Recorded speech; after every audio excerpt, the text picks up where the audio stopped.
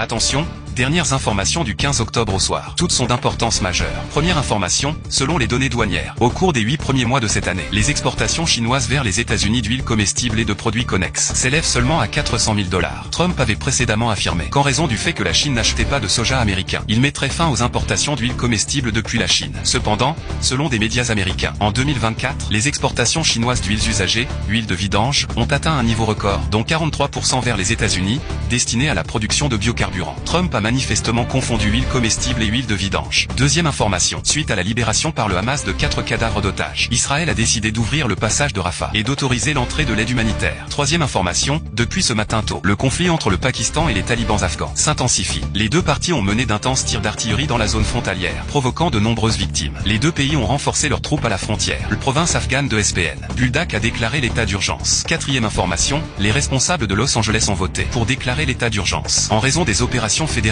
de descente sur les immigrants. Cinquième information, le Sénat américain a rejeté le projet de loi républicain sur le financement du gouvernement. La fermeture du gouvernement se poursuit. Sixième information, le Bureau de la sécurité nationale de la présidence sud-coréenne a tenu une réunion sur la chaîne d'approvisionnement en terres rares, afin d'examiner des mesures garantissant un approvisionnement stable en terres rares. Septième information, le Royaume-Uni a indiqué avoir livré à l'Ukraine plus de 85 000 drones FPV au cours du premier semestre de cette année.